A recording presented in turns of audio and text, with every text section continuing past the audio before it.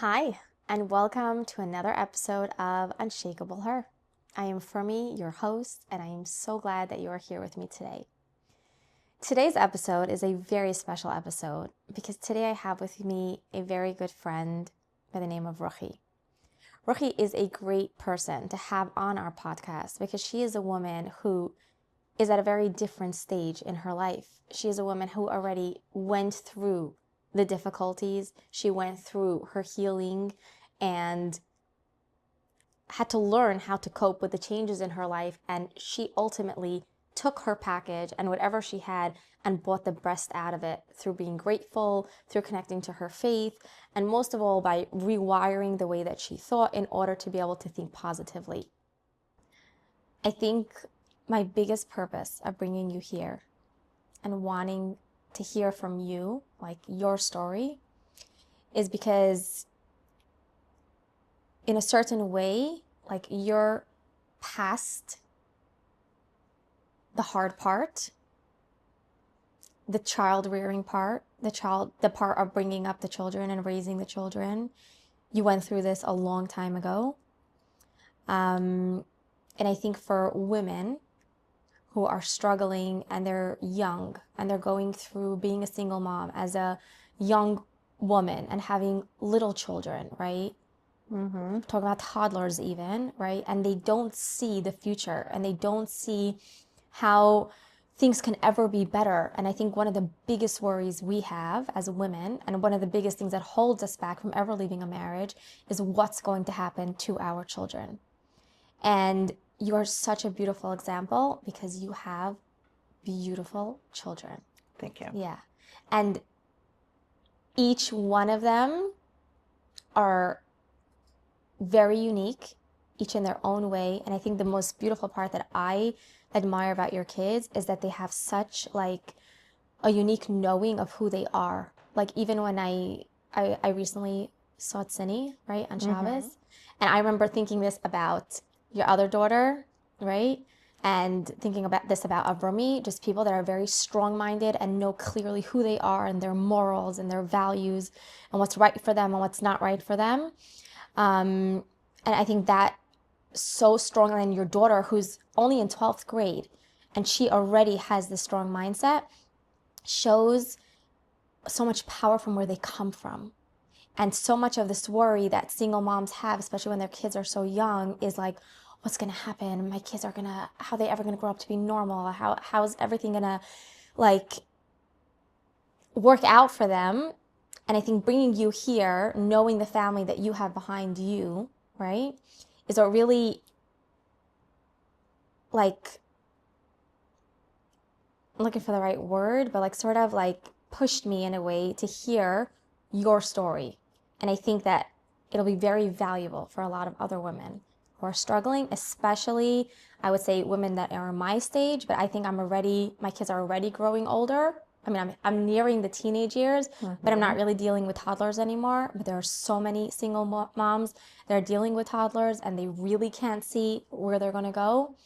So I think your information is going to be so valuable and your story is going to be so valuable and your wisdom, because there must be, I know this because I know you, but there must be so much wisdom behind who you are, the way you raised your kids, because you raised a beautiful family.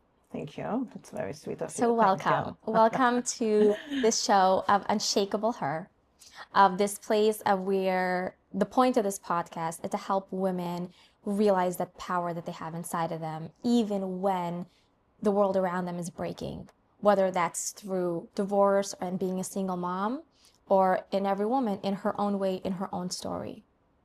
So where I want to start is I want to bring you back, because right now you're at the place where you're a bubby and you have grandchildren. Yeah. I want to take you back for a minute to that space of where you just got separated or you just got divorced and you had a couple of little kids running around the house.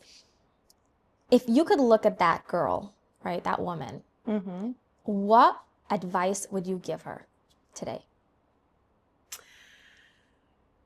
First, I would tell her that she is strong and she can do it. even though at that point it looks super scary, just like you mentioned before.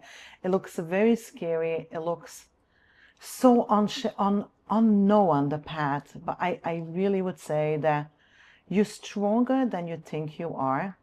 You can do it. It's a one day at a time process. Don't rush. Meaning, there are days when you're going to feel down and crying and all the emotions that it comes, the grief and the loss, and that's fine. It's part of it. I think those are the things that I would say. Like, take it one day at a time, especially in the beginning. The beginning is crucial. It is hard. It is a big step in life. It is very scary. Don't rush the process. It is a process. And keep on having the hope and faith in yourself, because you can do it. And I always say, I really believe in it, that God is only giving you what you can handle. And if this is your package, even this is not a package we want or would like or dreamed or had in mind or whatever, this is the package. The reality is this is our life. And if God gave it to us, we have what it needs to get through it. You're saying that like you realize that you have the strength inside of you, right? You definitely have the strength. There are days when you don't want to wake up, you're in bed and you're thinking like, I can't face the world. There's so much shame, there's so much guilt, there's so much this and that. You have it. You know, I mean, looking back now, right? Because we're talking backwards. I mean, now I'm here and I can look back and say it. But like, you will do it. You will get there. You will get to the other side. Just do the best. Do the best that you could. Little baby steps, I always tell it. Just always remember to do the little next right step. It's not about big, it's not about massive, it's the little next thing, which could be just getting out of bed to send the kids out to school. Go back to bed after that for the full day, you know what I mean? If this is what you need in the beginning, do it. But get out of the bed and send them off with mommy's kiss, with mommy's hug, with a warmth, with love. Like, these are the little things that will get you a mile. They will really get you a mile. Like, was there a specific time where you realized that you had the strength that you didn't know you had inside of you?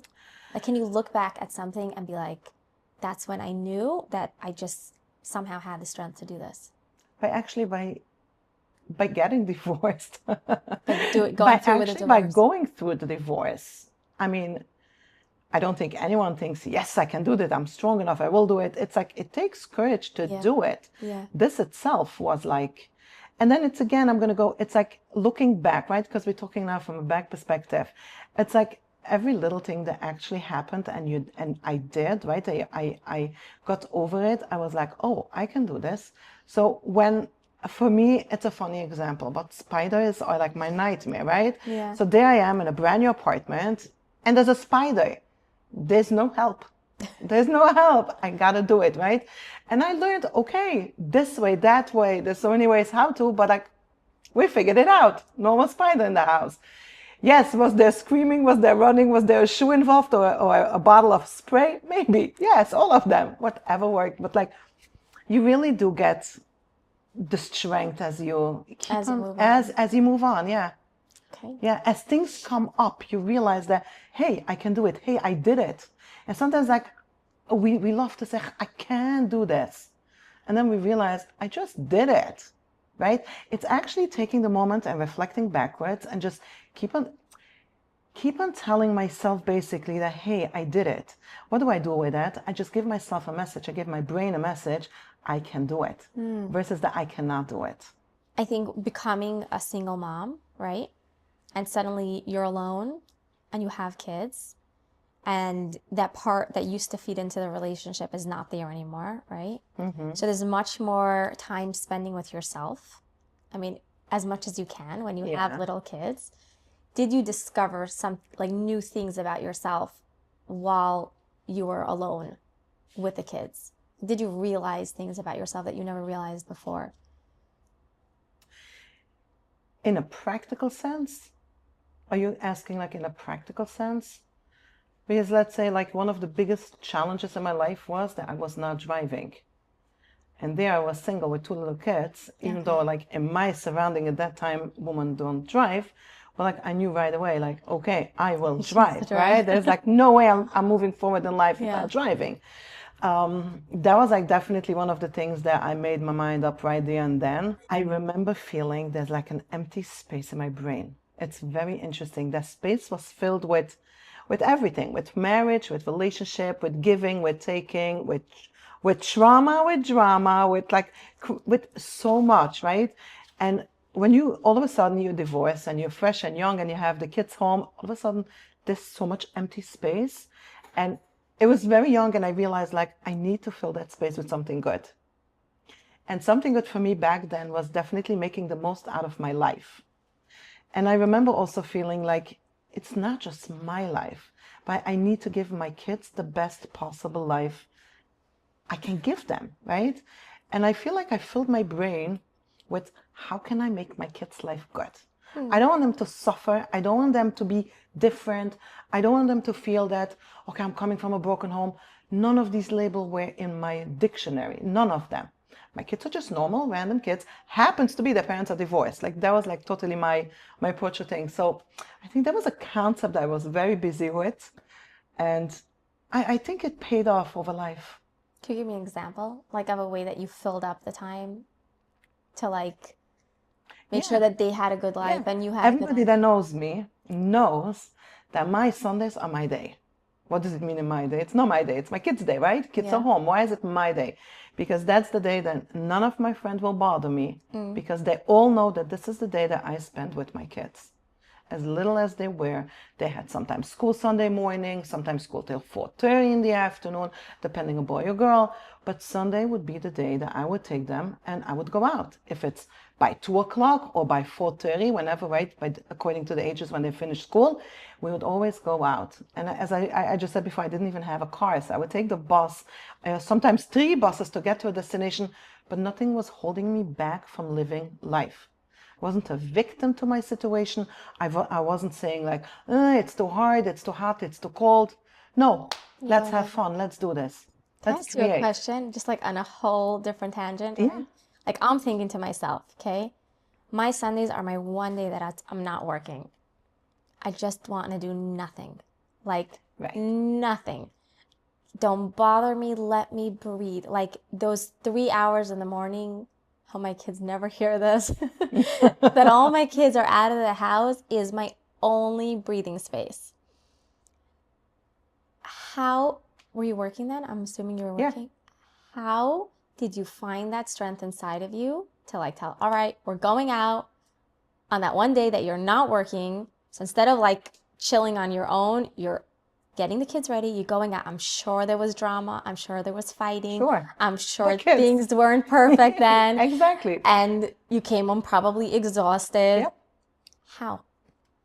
How? So I'm gonna go a little bit backwards because like this is what's coming up for me. But like, even if I'm coming home exhausted, seeing my kids happy, seeing their laughter, let's say if I'm running to the ocean, let's say, right? They run to the water and back, and hearing them laugh would be a pleasure to me. Even if I was exhausted, it was a pleasure. It was a source of happiness for me. And I think this gave me the courage to do it over and over again. If I go backwards, right? But then I just want to say, like, single moms, we all work, right? So Sunday is. So therefore I said I would go out, let's say at 2 o'clock, right? Because I also worked with the kids' schedule. So if they're in school, I would have my morning hour for myself. But like the real time for myself would be most of the time my Shabbos mornings. Those would be my time. My kids had company, each other, they played, they knew mommy is sleeping. If it's called sleeping or reading, this was my time. So the Sunday was already a day that I was active with them. Because I took my time. I took my self-care. I had them on Shabbos morning. That would be my coffee time, my reading time, my cheesecake in bedtime, call it whatever what it is. It would be my time. Yeah. And it's interesting that you're bringing it up because like I always have this conversation with my friends, right? They say like, Ruchy, I post my stuff on my Instagram and people can follow, and everybody who asks me on my WhatsApp or on my Instagram, they know that something is going to come on the Sunday because Ruchy does something on the Sunday. I still do it. And my kids are big. My kids are not with me. I do it by myself or with a friend. I still do it. First, it gives me, by now, it's already such a part of my life. It gives me like really like it sets the tone for the week for me already. Like if I have this good connecting with nature, I go out and do a good hike, or it's a nice sunset, or whatever what it is, it sets the tone for the week. Yeah. It's like sort of saying my Ani in the morning. It's like that concept a little bit for the week. I have to say that in a way, like I do see your statuses and you're always going somewhere scenic and somewhere beautiful. It's such an encouraging thing because I think a lot of people today, including myself, when we want that space and we want that time, like I'll just sit on my phone and watch for hours or I'll scroll for hours, right? Thinking that Yeah. this is my time. Yeah. But when I'm done, nothing's changed. I Right. don't feel better. The only thing I did was shut my brain off, so I didn't think about anything. I just paused my whole life for I as do much understand time. sometimes that's all we need, right? I That's just want to bring fine. it out. Yeah. Sometimes that's what we need. Yeah. But the power of getting up, getting out, going for a hike, and I always clarify it on my social or wherever I share it. I say like, you don't need fancy trips. You don't need 3 hours away from home.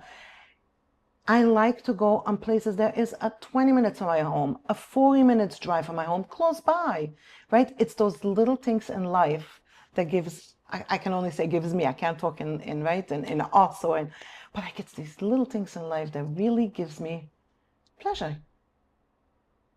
So you found that pleasure with the kids, and now you find the same pleasure alone. Yeah. It shows how much you genuinely enjoyed it, even when it was with the kids, and even when it must have been hard to do it with the kids. I'm like thinking, was it hard doing? Okay, I don't have a lot of kids, right? I had at the time 2 little ones, and later I had another little one, right? Years later. I don't remember it being as a heavy thing. I don't remember it being as an investment. I remember just being young and doing it together with them. Again, could be my brain remembers only the rosy-glosy. Of course, sometimes someone fell and I had a boo-boo and I had bleeding and somebody cried and he pushed me, she pushed me, he ate my ice cream. You know, there's always these little things with little kids. But like, I think in general, there was so many cute little things, like stupid little things, like going to the Prospect Park Zoo. It's right here. Yeah, it's like, for people that live in Brooklyn, it's legit like 20 minutes from home. Right. It's a 2 hour. You go to the park, you feed the ducks with pieces of bread. Why am I saying it? Because I don't want people to think it has to be fancy and expensive and cost money. No, it does not have to. It's a mindset. Let me do something fun together with the kids. Let me create memories. And I think that sentence is something that was so important for me throughout life. I want to create for my kids childhood memories. It's in the park, it's feeding the ducks with bread, it's going to a cute little park with a bus. Wow, we're going to Staten Island with 3 buses now. It's these little things that created, and again, I'm going to say, like seeing them smiling and being happy. And this, you know, in the winter, even in the winter, I would go out and seeing them with those red cheeks from the snow tubing and running. There's something so beautiful about it. Yeah. Yeah. It is a mindset. It brings me back to what we spoke before, and I didn't finish my sentence. I always have this conversation with my friends. They're like, Ruchy, you're so brave. You do all these things with the kids and blah, blah, blah. And I'm like, I always tell them, do you know when your birthday is? You know that this year, this month, this day, it's your birthday. It's not changing, right? I say the same thing as with Sundays. We know after Shabbos comes a Sunday. We know Sunday the kids are home. We know it's not an easy day. Now I can ask myself, how can I make that day valuable? How can I make the day easier? How can I make the day enjoyable? How can I make the day memorable? Yeah. Take them out. Take them out. Yeah. Definitely easier than sitting home with all the kids the whole day. Yes. Yeah. 100%. We're going back to what I said before. I really wanted to give my kids like the most normal, good childhood. Yeah. I wanted them to grow up in healthy, good setting, right? Because at that, now looking back, I'm great. I'm really grateful to Hashem with all the siyata d'shmaya. I'm like really grateful. I have wonderful kids, Baruch Hashem. But like when you're young and right in the way the road is ahead of you, I really felt like by doing these little things, I'm giving them good oxygen to breathe on and to rely and grow with. Yeah. And that goes into Yiddishkeit things also. Let's say I would make Hanukkah instead of like, I'm a mom now, single mom, right? We're going to live by ourselves. It wasn't always in surrounding. Okay, I would try to do most of the time with families, with siblings, with parents, right? But like, I would give my kids the love for the yontif, like in a loving way. Okay, let's make Hanukkah, let's have Purim zugach, let's have a Hanukkah party. I would give them Hanukkah geld. I would ask my siblings to give them Hanukkah geld, or tell them to go to my siblings. I always told them, you know what, kids, you guys are lucky. You guys can ask a gift from mommy and from tati. You see what I mean? Yeah. Like every situation you could bring out the best of. Yeah. Just the little things that. Yeah, I tell that to my kids on their birthday. I Yeah. get two Two. presents. Exactly. Yeah. They're lucky. I do want to bring up something. I feel because I think I just learned something very big from you. Because I had a very hard time to be in the moment with my kids. I think for a very long time, especially when I had like 4 tiny little kids and I was working, I was constantly always looking to pass the time so that way I could escape.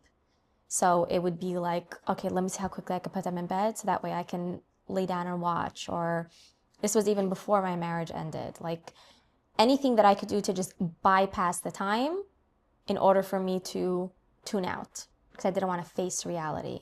And after I got divorced, I still had to deal with this problem that I had where I just wanted to tune out and not face reality. And it got to a point where it got really, really hard because I've been working and I'm with my kids most of the time. And I never have a chance to really tune out and get out of reality, especially as my kids get older. It's one thing when they're going to sleep at 7. It's another thing when they're going to sleep at 9, 10, and I'm not getting that space. Yeah.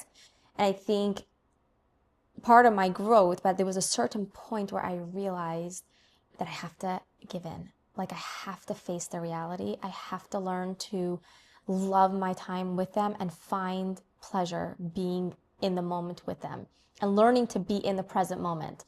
Like it was a huge shift for me. A huge shift to like, it was like a letting go of like just being there in the moment with them, in the chaos. So everyone's coming home from school. I have 4 kids all around the same ages. So one in the bath after the next, one in bed after the next, but like laughing with them and enjoying the time with them instead of being anxious and So where did the click happen? When was the change? What happened? When it intensified. Like it got really intense. Yeah. To the point where You just had to let it I go. had to let it go. Yeah. And how beautiful is that moment now?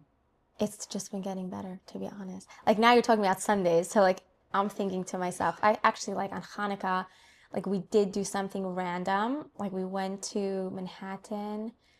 I don't know what it's called. They have like all these little tiny pop-up stores in that park. Yeah, the Bryant Park. Yeah. So it's called Winter Wonderland. Yeah, they have 3 places in the Okay, so city. So one of them. We found a kosher food spot there. So like from one second to the next, which I'm really not spontaneous like that, especially with my kids. I told the kids we're getting in the car, we're going to check out this place. It's schlepping 4 kids. It was chaotic, but a part of me like it was so nice. There was something so beautiful about it. I made a memory for them. That's it. A memory for myself, and I enjoyed myself in the process. Yeah. That's exactly what I'm talking about. It was hard for me though. Yeah. It was very hard for me though. When it's 80 degrees or 90 degrees out and you take 3 buses to get to the Verrazano beach, it's not pleasant, right? No, It's not pleasant. And then coming back with the 3 buses with tired kids, with sandy tired kids, it's not pleasant always. Yeah. But like we do it, and I'm sure if I ask my kids today if they remember, I'm like almost sure they will remember that beach day. You know what I mean? Because it was special. Yeah. We stayed till after sunset. We watched a beautiful sunset, and it was just beautiful. Yeah. Yeah. So yeah. I think that this is something I've seen in myself and I've seen in like some of my friends around me who are also single moms is this difficulty of accepting the reality. And because of that, similar to what I've been feeling, like trying to push it away and not settling in the moment, not facing the present moment, enjoying the time with your children, learning to love this life that you have right now instead of resenting it. Correct. Because it's so easy to fall into that place of resentment, of victimhood, of like, I hate this, I can't, it's so hard. And These are all messages we tell ourselves, right? Yeah. I want to remind that. Yeah.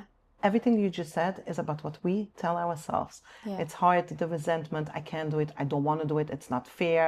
Like all these things as messages I tell myself, right? Yeah. Is it fair? What's fair? Is it reality? This is my reality, right? Is it something if they put me 10 options out there, is this the one that I would pick? No, right? I wouldn't pick this one. But Hashem gave this one for me. This is my life. These are my deck of cards I'm playing with. Let me play it the best. I love that. Yeah. Yeah. Because that's reality. Yeah. I've been giving this one. I've been dealt this hand. Now I Yeah. have to do the best out of it. Yeah. Oh, that's great. I want to like touch the topic of faith. Yeah. Okay. Because I know for me it was a big one, and I know for a lot of other people it is. Because I could just say my own story. I was very connected spiritually from a very young child, and my leading up to my divorce and my divorce itself shattered my faith in a way that I never felt before. I felt almost like betrayed by God. To the point where I was one time sitting in the car and I said, God, I'm never praying to you again. Like, our relationship is over. I broke up with him. I hear that many times. Yeah. I hear that from others.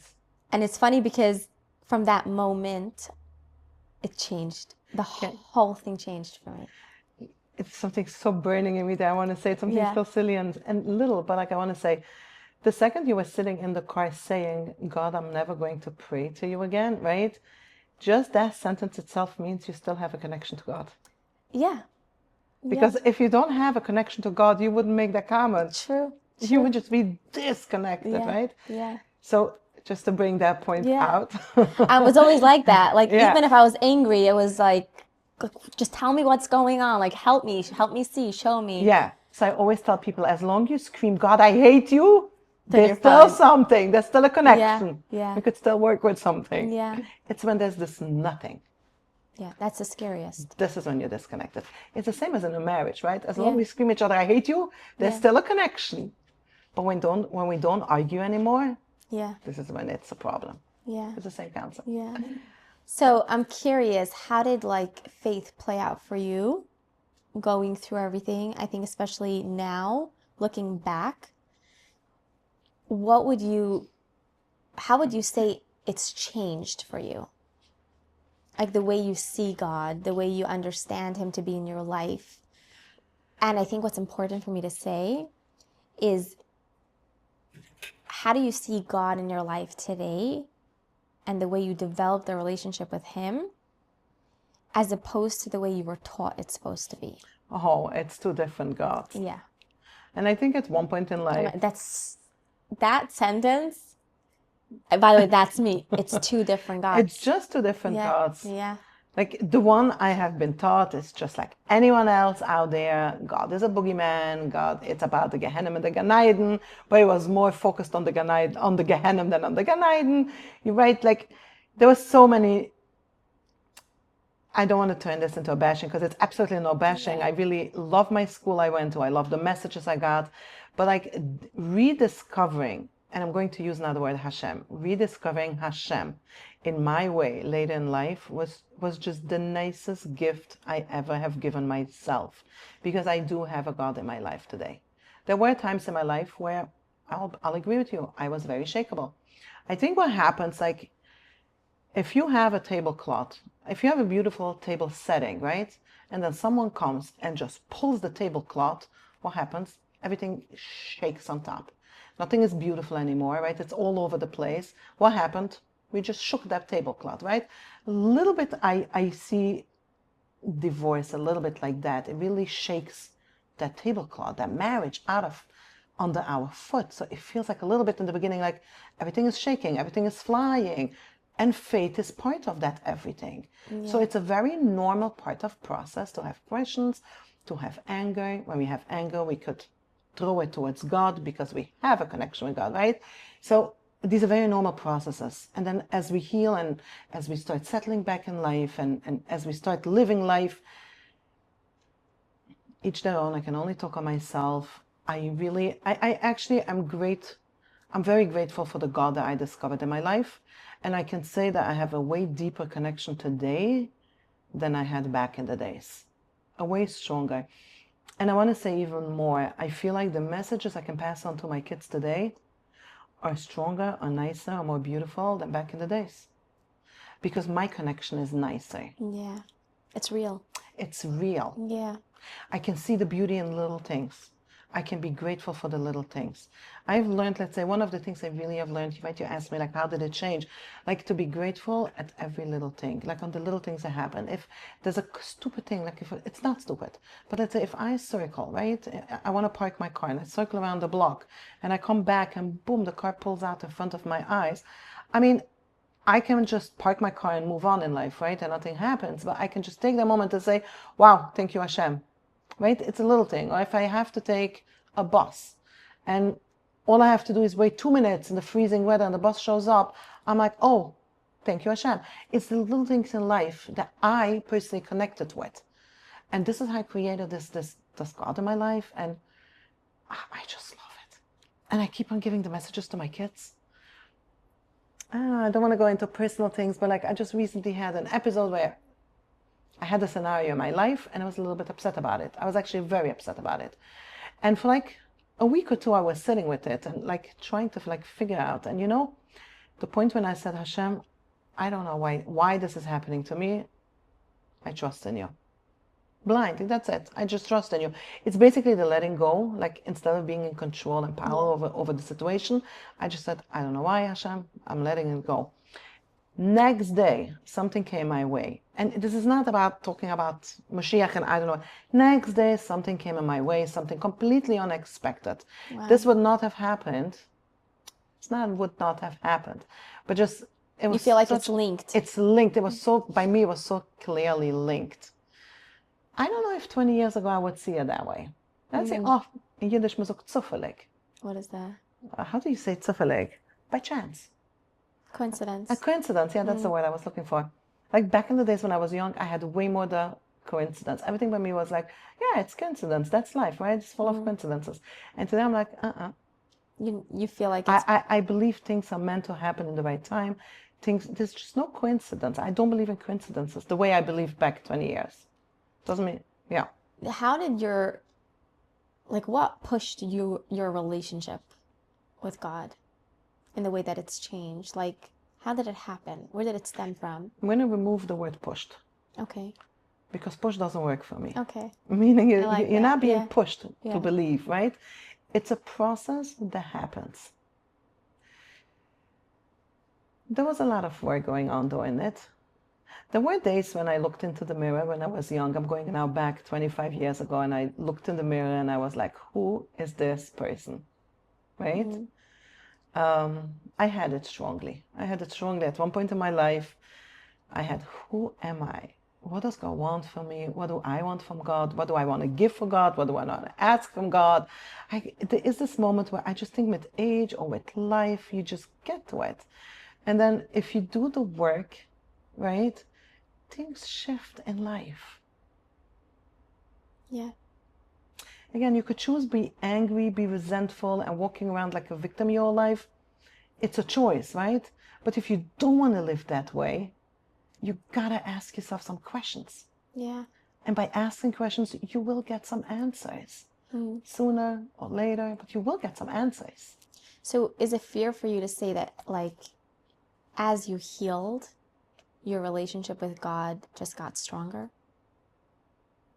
Would you say that you quickly answer yes, but the truth is, like, I don't want to answer yes because, like, you said as I healed. healing? We're healing. It's a process. Yeah. Till I live, Yeah. I heal. Yeah. You know what I mean? Yeah. It's a process. I think Hashem wants us to grow and be a better person every day and to be our best version of ourselves for today. So it's healing. And that is, by the way, it's not just healing, it's growing.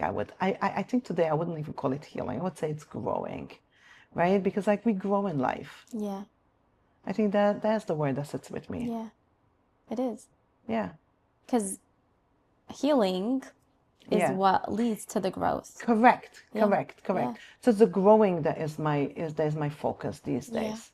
How can I grow? How can I be a better person? How can I be better than yesterday? Yeah. You know, one of the, this is what I'm going to say now. I wanted to keep it for the end, but I'm going to say it now because like one of the nicest things that I have with faith, right? For years, I took my phone as the first thing in the morning. I grabbed my phone, checked my email, checked social media, checked this, checked that, checked whatever, the weather, the news. Today, the first thing I do when I wake up is I say, Moida Ani, ich dank. I thank. What do I thank? Maar dan, first, who do I thank, right? Lefonegel, for you. Mele chai v'kayam shehechazartu bi nishmusi b'chem l'rabba min. I am simply, the first thing that comes out of my mouth is I'm grateful for Hashem for giving back my neshama. Now, I always ask myself the next step. If he gave me back my neshama, then what will I do with it this day? Yeah. And it's a double. It's gratitude right away in the morning. And second, it's putting myself in perspective, like also like a little bit perspective. And again, I'm not going into, I'm not the Rebbetzin and I'm not here to teach and to pray, but like just doing the next little right thing as we spoke earlier, right? I'm bringing that topic back. It's just like getting out of bed and sending my kids off to school. That's all I need to do today. Yeah. That's all I need to do now, right? So it's the little things that we have to do. And that's, I love that. For me, this is amazing, just starting the day with gratitude. And then the night is Shema Yisrael, just to finish the night. It's again for me, it's a positive, it's a gratitude moment where I connect with Hashem and just say thank you for the beautiful day. Everybody's safe and sound, everybody's in bed. And whatever didn't work out today, I have hope for tomorrow. You see? And then the cycle tomorrow starts again with Moida Ani. I just find it such a beautiful way of starting and finishing the day. And this is a complete new concept in my life. Complete new concept. I'd say the last couple of years. Oh, Yeah. wow. Yeah. Wow. Yeah. I'm hearing from you like again and again this message of like being grateful, like finding the spaces to be grateful, and at the same time like watching how you talk to yourself, like Yeah. being careful with the things that you let yourself believe. Yeah, sure. Okay. This is, by the way, comes with a lot of hard work. Right. So this is going to lead me into my next topic about healing. Like, how did that happen? Where did you realize that I need to focus more on being grateful? It's two separate things. And I need to focus on only telling myself positive things. How did you realize it? And what practices did you do to help yourself get into a place where it comes more naturally? Because I'm sure in the beginning there was that conflict of like... It's very interesting. It's not by mere conflict. So I'm going to go first on the grateful, and then we're going to circle back to the second question so we can answer both, give both, because they're both very good questions. I'm going to talk about grateful. I think by default, my setting is to be grateful.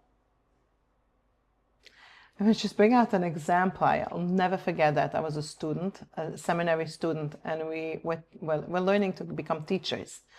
And we were sitting in class. We were all like sent to give classes, right? To do stage, it's called. Like when you go into a class and you teach, right? And all the rest of the girls were sitting in the back taking notes. Okay. So one teacher called me out and she's like, Ruchy, I want to tell you something. I'm realizing that your notes are always positive. I want next time when you sit in the back and you're giving the comments on your friend, I want you to only write wrong things or things that doesn't sit well with you. Yeah. You have no idea what lesson she taught me in life. I never realized this. I never realized when I said that I was like a positive person, right? She's the first teacher that brought it to my attention. And I was sitting a week later in the class trying to say something negative, and I struggled. And it's so vivid, it's so still alive in me. So why am I saying it? Because like it's a little bit my default to be positive, but it wasn't something that I was aware of, right? So that took me time to be aware. It took me years. I think I just became years later really aware that, hey, my default setting is quite a positive. And this is something, again, I'm grateful for because it is not a lot of work I have to do for it, right? Because it's my default. Again, every character has its pros and cons. Sometimes this character could mean that I trust too quickly people, or I'll just see the nice when I have to see also the negative, right? Yeah. So I have my work to do from my end, but like this was a little bit the default, but definitely I do have one child that does not have it as a default. Let's call it that way. And I realized that at a young age that she has it.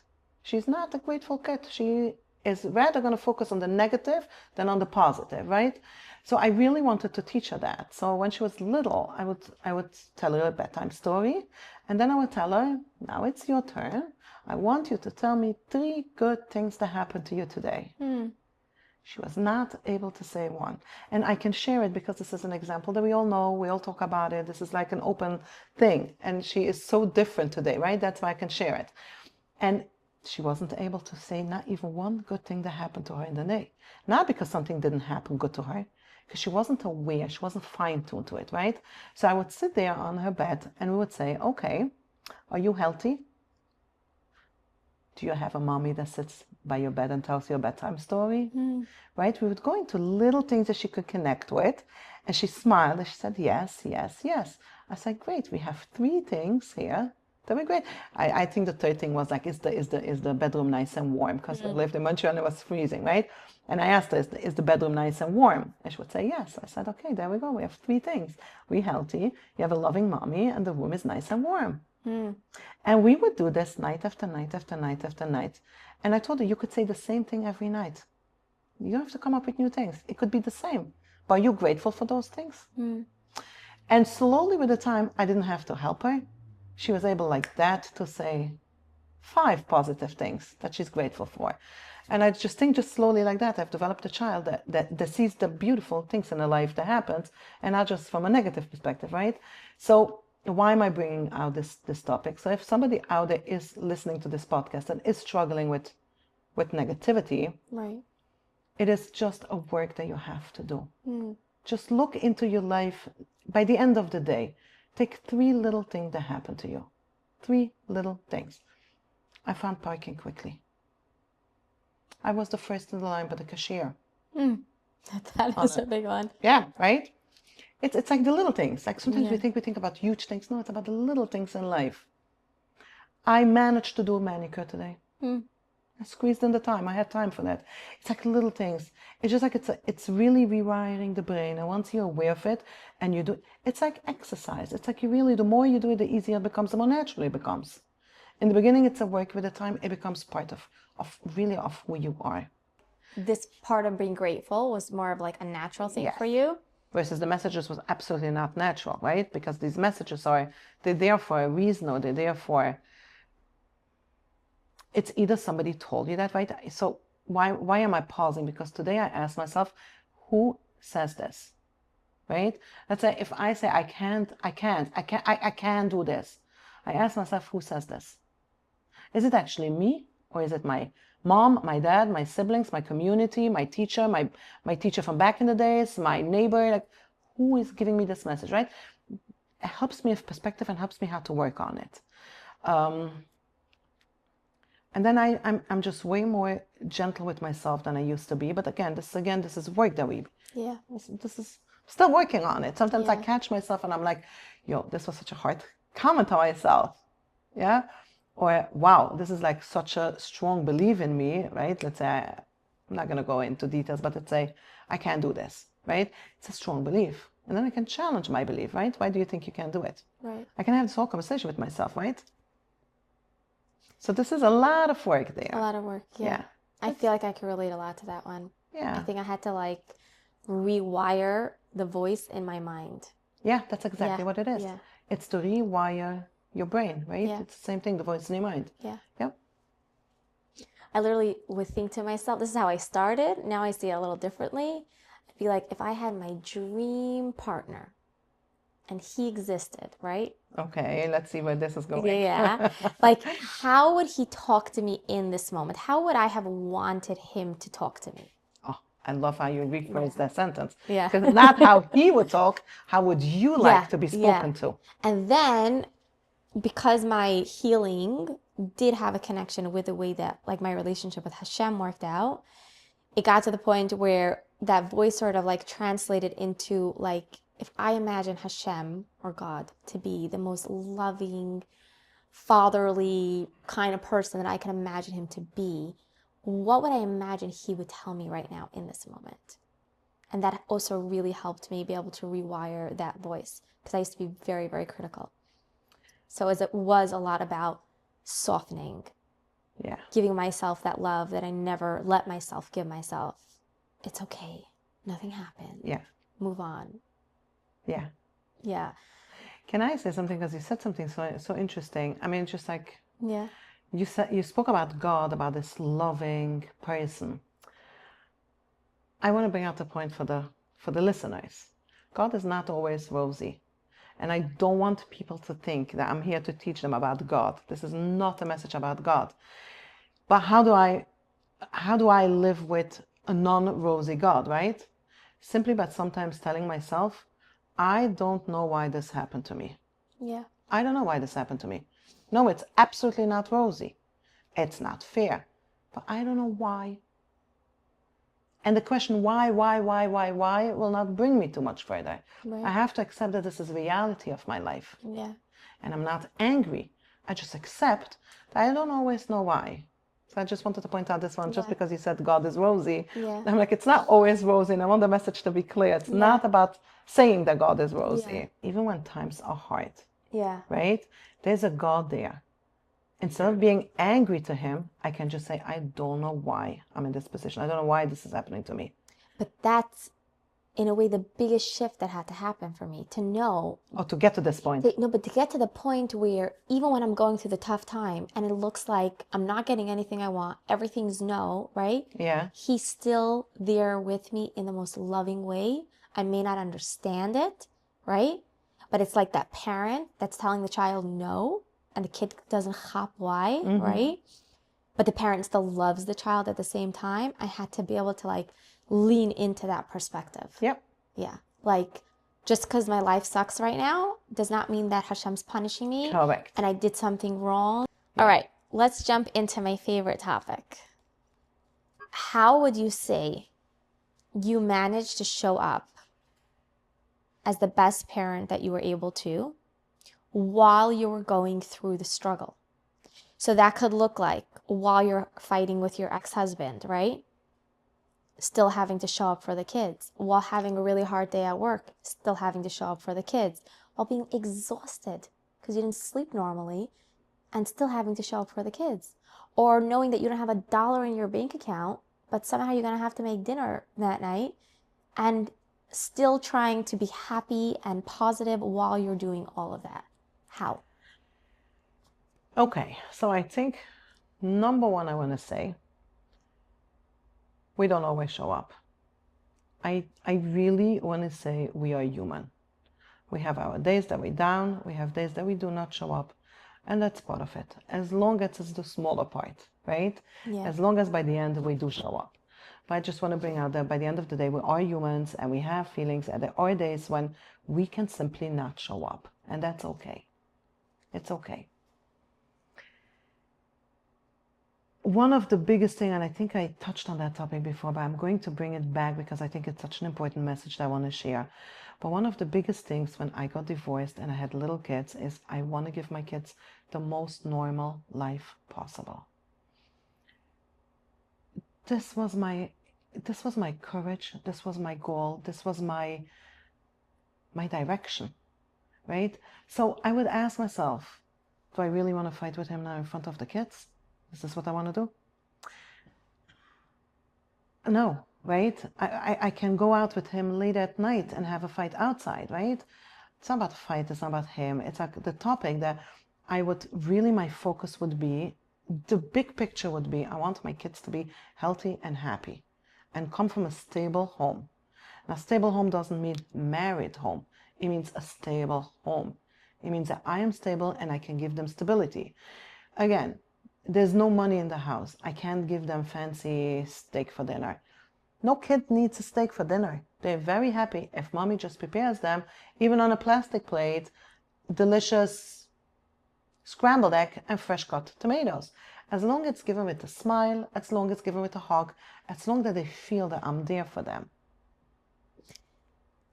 But on that day, where inside you were tearing apart, right? How did you manage? And I'm sure there were days that it was hard, but how did you manage to still show up for them, giving them that smile, giving them that hug, when inside you were crying, when you're literally going to the bathroom and you're bawling? Are we talking about those days when we do not show up?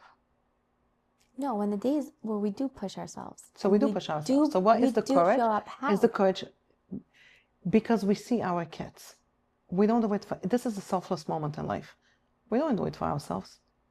We show up because a little bit this is instinct also, right? We have to take care. They rely on us, right? We have to show up. Yeah. So you would say it's thinking about... I'm blinking like here, like, yeah. But that's, it's, sometimes it just goes back to the basics. It's like really like, they little, they need supper, they rely on me. I need to give them, no matter what state I am. I can tell them, go to the fridge and take whatever you want, right? But this I'm only going to allow on the dates when I'm really not okay and I really don't show up for them. But I need to be honest to myself. This is called a non-showing up day, right? It takes a little effort to do X and cut tomatoes and give that for your little kid, or give them toasted bread with butter and sliced cucumber, whatever what your kid like. Right. It doesn't take a lot of effort. It's a mindset. Yeah. It goes back to the mind, because it's not a physical hard thing. We're not talking about cooking and a soup and chicken and potatoes and making a salad. The hard days we don't feel for that. That's fine. Right. But show up for your kid for the minimum, yeah, always and ever. I don't think I had days when I neglected myself to a point where I would not show up for my kids for the basic needs. So I do feel that there are people that do have that struggle, that their lives can get so challenging. They should reach out to me. I'll give them sessions. No, and it cripples them. It cripples them. Like, it cripples them to the point where they can't show up for their kids.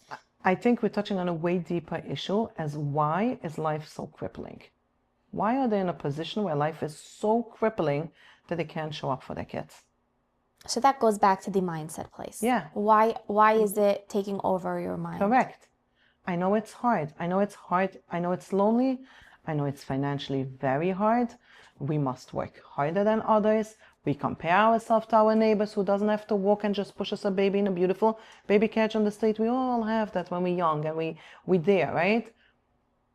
But that does not give us the right not to do the bare minimum for our kids. And I'm going back. Hashem has given us our deck of cards. Yeah. If somebody has 2 kids, 4 kids, 8 kids, and sees herself in this situation, this is your deck of cards.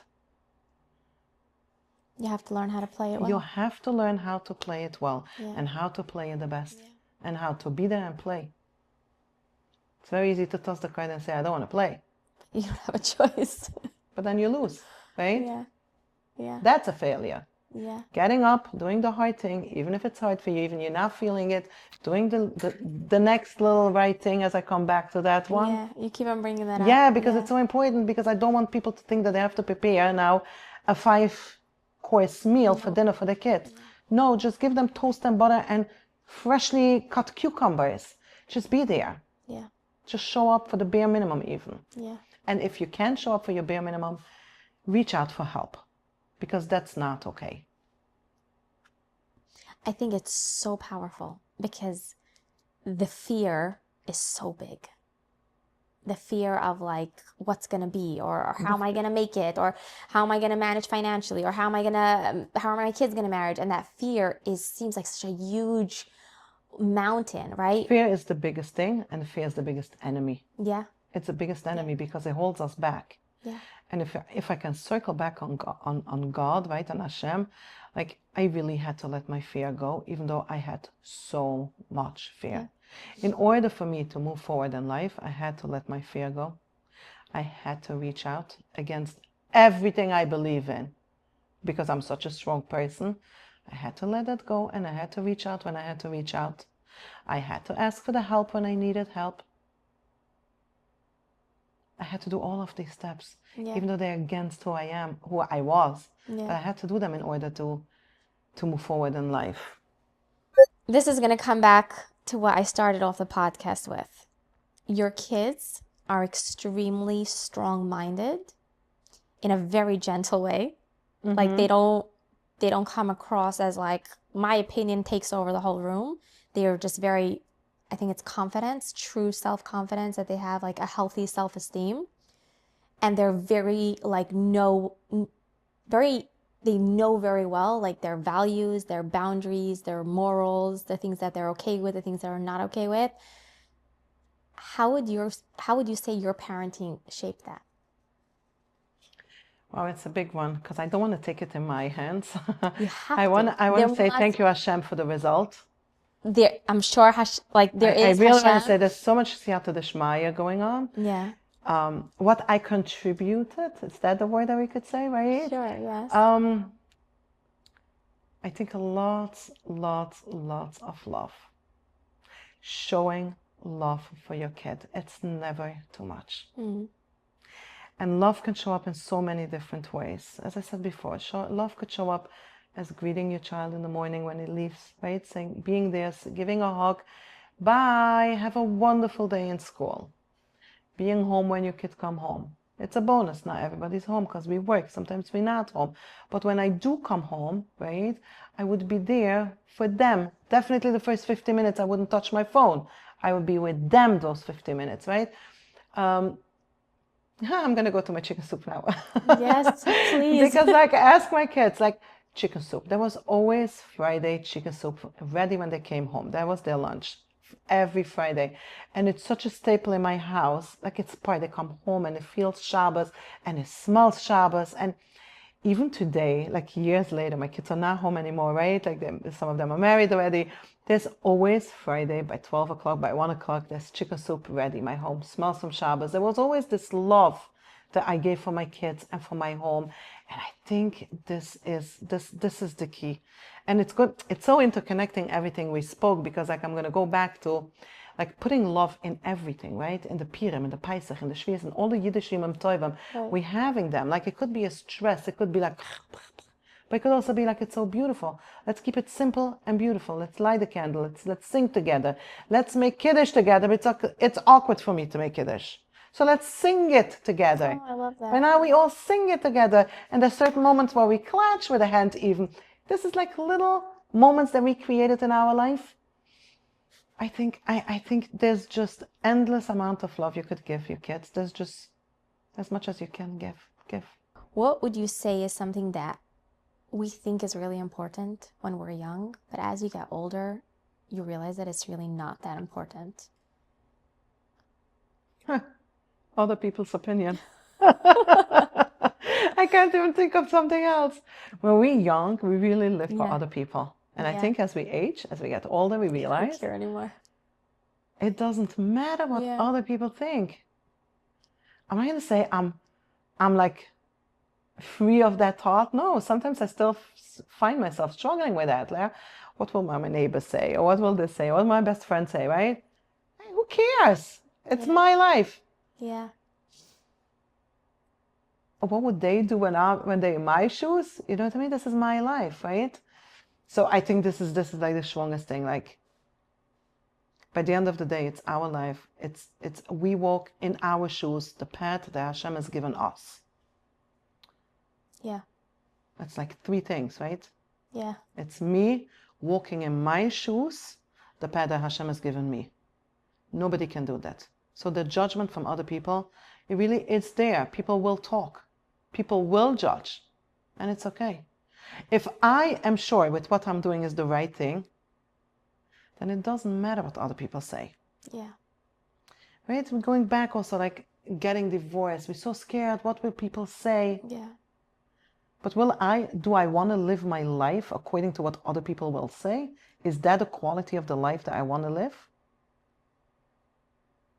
This is something that changes with years. Yeah.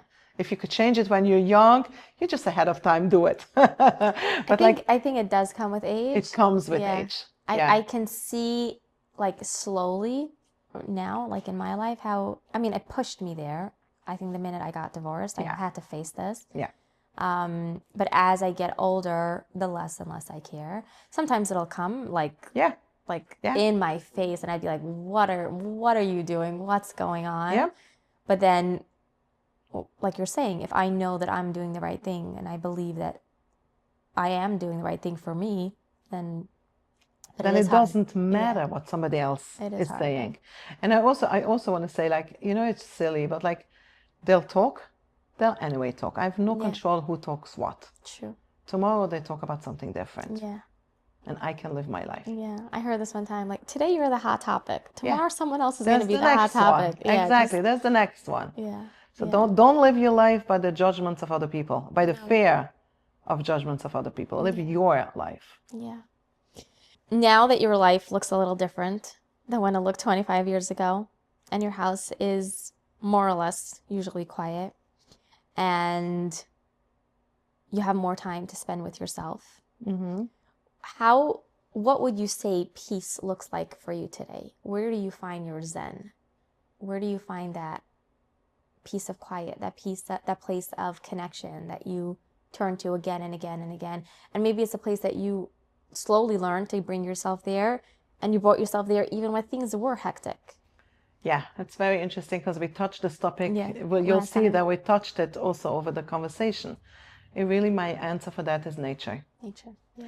Nature. Yeah, somebody told me once that while I walk, I should talk to Hashem. And no, I don't do it every time. Absolutely not. But I do it from time to time. Yeah. And it's something amazing because it's my time. It's me. It's the nature. And I can have with God whichever conversation I want to have. And it's coming out. It's there. It's a peaceful setting. It's just a beautiful moment. Yeah, I have used it a good couple of times in my life. But definitely nature is my biggest connection. Yeah. And that could look like just a walk around a park. It could look like a hike. That could mean sometimes just walking 5 times around the block at work by lunch break. Just going out into the Just universe. going around. Yeah. To the woman that's listening. Yeah. To the young woman that's listening, that's really struggling and she's really going through it, what would you tell her? It's you. You're the one listening now. You can do it. You're way stronger than you think you are. It is one day at a time process. I know it's being very much said that one day at a time, but it really is a one day at a time process. Rome wasn't built overnight. Neither is our life built overnight. Right? So it's really one day at a time. Never give up hope. Even though it looks hopeless today, there's a tomorrow. I think I really want people to take this message from me. Never to give up hope. It could look so hopeless. I know I'm repeating myself, but life could sometimes be so hopeless. Yeah. I just want you to believe. Just say Shema at night and just trust that tomorrow might be a better day. And by the end of the day, you'll get out stronger from this whole thing. Yeah. You'll make new connections in life. You'll create new hopes and visions, right? New meaning. You'll find meaning in life again. You'll find joy in life again. And joy doesn't have to come from a partner, from a relationship. You'll find the joy from within you. Yeah, I think these are the messages I really hope. Hope is the biggest I wanna tell everyone out there. Don't give up on hope. Don't give up on hope. Say Moidani, say Shema. Just surround yourself with that positivity and gratitude. And whenever you need to cry, just cry, right? I'm not here to tell you emotions are not. The emotions are there. And if it's a day of crying, just cry. But like you will get to the other side. You will be sitting one day in my chair and tell your story. Thank you so much, Ruchy. Thank you for coming, and thank you for this. I know that your story is very valuable. Thank you. Thank you.